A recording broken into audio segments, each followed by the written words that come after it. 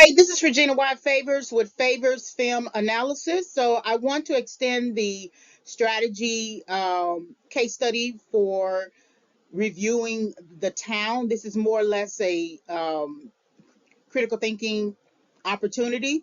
And I want to look at assessing conflict with the narrative, conflict with the characters, the way that robbery cinema is depicted.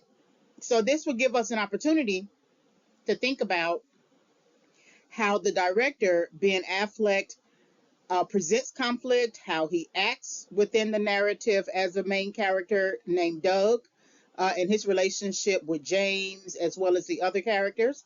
And this will also just gives us an understanding, an opportunity to reach an understanding about just the presentation of heist movies, the presentation of robbery cinema.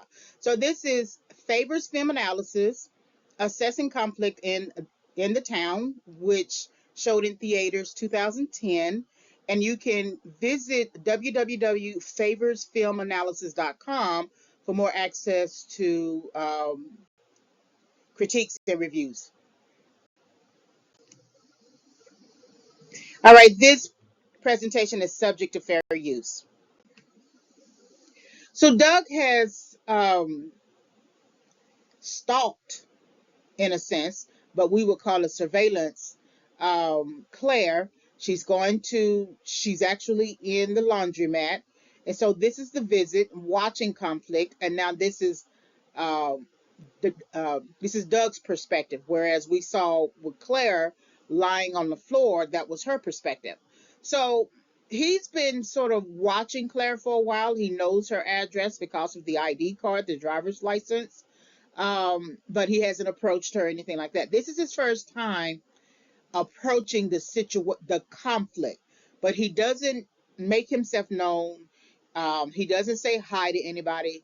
He acts like or performs as if he is in the laundromat to do laundry. So his perspective now is to continue watching her to see, um, just to see who she is, right? Just to see her ongoing. It's almost like he's trying to court conflict in a sense, right? This is a person who has information about all four men, but she doesn't know their faces, and she claims later in a scene that if she had to hear their voices again, she could remember them. But she sat near Doug multiple times on different dates in his house, in her house, and she still didn't recognize his voice. So Doug's perspective of Claire is going to be challenged in a sense, because when she finishes unloading or getting her clothes out of the washer, she passes the woman sitting in the chair. She passes multiple tables, and she comes to where Doug sits. Doug is pretending to watch a newspaper, but he kind of looks at her out the corner of her eye. And when she comes up to him, she asks him, "Are you doing laundry?" And he looks at her strangely, because they are actually in a laundromat. Why wouldn't he? Why wouldn't he also um, be doing exactly the same thing as everybody else? It's a strange question. And so he's shocked, and then she says, "Well," she asks him about quarters, if he had any quarters, right? Because the machine is out, and he says, "No, I can't help you." And then she turns around and said, "Okay, well, I'll just hang my clothes up at home." The interesting thing for her to sort of almost have this weird kind of half conversation, as if they're kind of drawn to each other in a strange sense, as if their connection, because if you remember the connection at the beginning, there is some kind of connection. She doesn't recognize it, but he knows something about her that she doesn't know. And so this encounter between them leads to her crying, because she's folding clothes that has some blood on them from the previous bank robbery.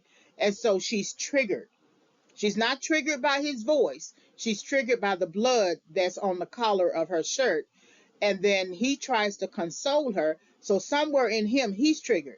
He's triggered to respond to her emotionally. Whatever is now, we understand that he knows why he's actually triggered and why he's responding to her emotionally. But something in Claire could be maybe some previous encounter. It could be his desire, his guilt, his desire to try to console someone that who he previously hurt. But the conversation leads to him asking her out on a date. First, he jokes a little bit and says, "I cry at nail salons" or something like that. She responds in kind by laughing at his joke, and then he later says that, "Let me take you out." And so she doesn't know who he is. She just met this man right at the laundromat, and all of a sudden she's going out on a date with him, like a real date with him. And so now he gets to watch her and continue to figure out who she is, and then how he's going to handle it after that. And this is him handling it in contrast to what James would do. All right, this is the end of the presentation. So if you want to listen to other film analysis,